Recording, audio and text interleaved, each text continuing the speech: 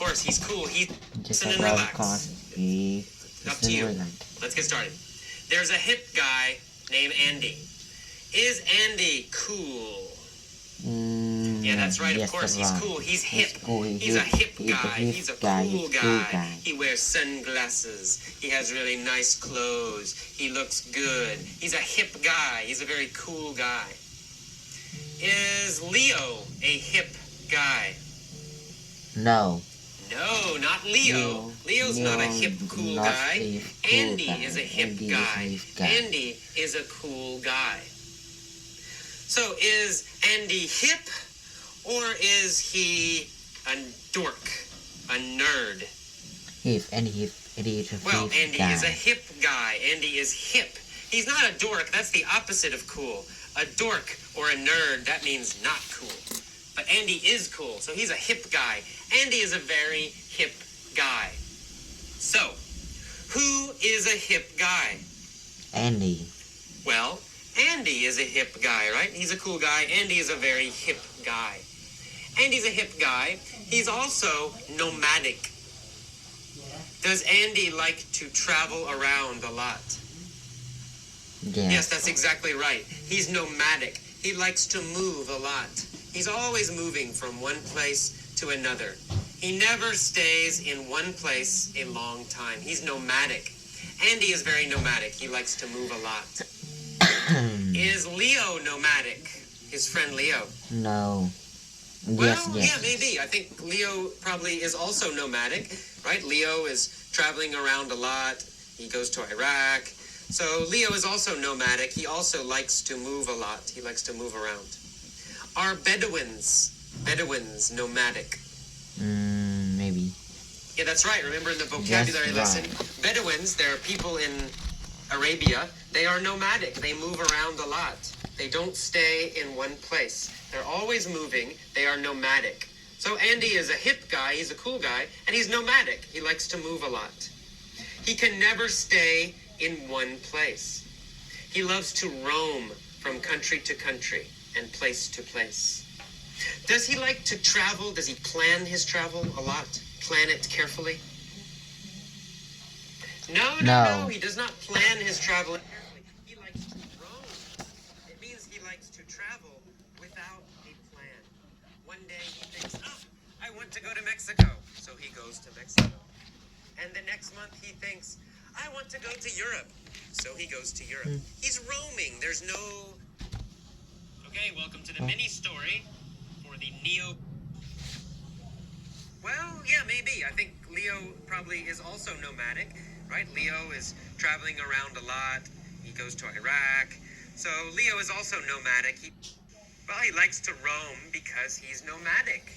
He's a nomadic person. So he likes to roam. He likes to travel without a plan from place to place. He's always roaming the world, traveling the world. But every summer, he always stays in San Francisco. So the rest of the year, he's traveling. But in the summer, he always stays in San Francisco. When he's in the city, his favorite hangout is Cafe Trieste. Is Cafe Trieste his favorite place to meet people? Yes. Yes, that's right. Cafe Trieste is his favorite place to meet people. Is Cafe Trieste his favorite place to stay and relax?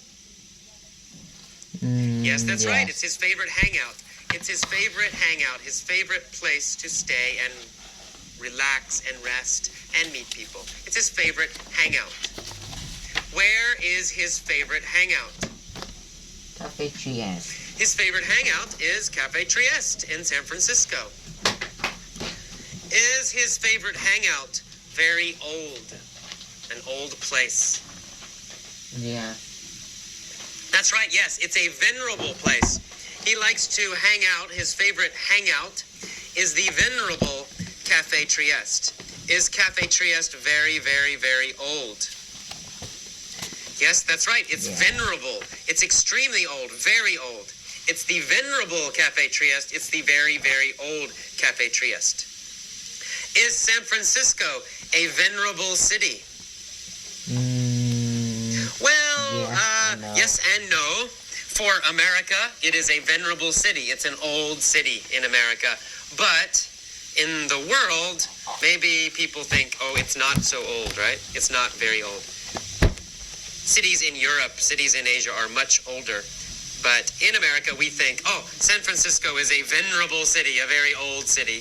And Cafe Trieste is a venerable cafe. It's an old cafe. And the cafe used to be the center where San Francisco's famous writers hung out. Did famous writers meet at Cafe Trieste? Yes, they did. Yeah. They hung out at Cafe Trieste. This is the past tense, using it as a verb. They hung out at Cafe Trieste. They met at Cafe Trieste. They stayed and relaxed at Cafe Trieste. They hung out at Cafe Trieste in the past. In the past, San Francisco's famous writers hung out at Cafe Trieste. Cafe Trieste was the epicenter of the San Francisco arts movement. Did the San Francisco arts movement start near Cafe Trieste? Yeah. Yes, it did. That's right. That was the center. That was the most important place for the arts movement, the arts group. Was it the epicenter of an earthquake? No. No, it wasn't the center of an earthquake, right? Big earthquake, buildings falling down. No. The earthquake did not start there. What was it the epicenter of? Cafe Trieste. Cafe Trieste was the epicenter of the San Francisco arts movement. It was the center. It's where it started. It's where most of the artists would meet. Cafe Trieste was the epicenter, the center, the starting point of the arts movement. Okay, so one day, Andy emerges from the cafe. Does he go into the cafe? No. No, he doesn't go in. He comes out of the cafe. He emerges from the cafe. He comes out of the cafe. He appears from the cafe, right? So he emerges from the cafe. He comes out of the cafe. Where does Andy emerge from? Cafe Well, Trieste. he emerges from the cafe. He emerges from Cafe Trieste. He comes out of Cafe Trieste. After he emerges from Cafe Trieste, what happens? Well, after he emerges, after he comes out, he crosses paths with an old friend named Leo. He meets an old friend named Leo. Leo says, I'm leaving San Francisco. I'm striking out on my own to see the world. Is Leo traveling alone? Exactly, yes. He's striking out on his own.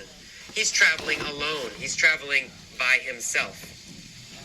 Is Leo striking out on his own to begin a business? No. No. He's striking out on his own to travel. He's starting to travel alone. He's not starting a business alone. He's striking out on his own to travel, to see the world. Is Leo striking out on his own, or is he traveling with other people? Okay, it's an easy question, right? He's striking out on his own. He's starting to travel by himself, alone. Okay, good. What does Andy say? Well, Andy's asked him, where are you going first? And Leo says, I'm going to Iraq. It's very beautiful in the summer. 2 weeks later, Andy is in his home, and he reads the newspaper, and he sees a story. The story says that Leo was killed in Iraq. Andy says, it figures.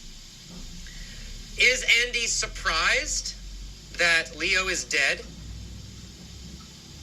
No, he's not surprised. He says, it figures, right? He expected this. He thinks, I'm not surprised. He says, it figures. I'm not surprised. It makes sense. Leo is dead.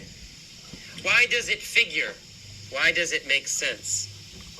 Well, because Iraq is very dangerous, right? So It's not surprising he got killed in Iraq. It figures. It's not surprising. So Andy says, it figures. And then he says, Iraq is a very dangerous and insecure place. What an idiot. Is Iraq a safe place? A secure place? No, it's the opposite. It's a very insecure place. It's not safe. It's insecure. Does Iraq change a lot? Do a lot of things change very quickly in Iraq? Yeah, that's right. It's an insecure place, right? It's not stable. It's always changing. Different things, different bad things happening all the time. It's insecure. It's not safe. Is America an insecure place? Well, maybe. But in general, no. It's not insecure. America is generally safe. It's generally stable. It's generally secure. So, in general, America is not insecure. Is Colombia insecure? Well, maybe. I've never been to Colombia, but in the news, it seems Colombia is not safe. So there's a lot of drugs and a lot of violence, maybe, in Colombia. So maybe Colombia is not secure. Maybe Colombia is insecure. Parts of Colombia are insecure. Iraq is very insecure. And so he says, what an idiot. Why did he travel to Iraq? Okay, very good. Let's go back up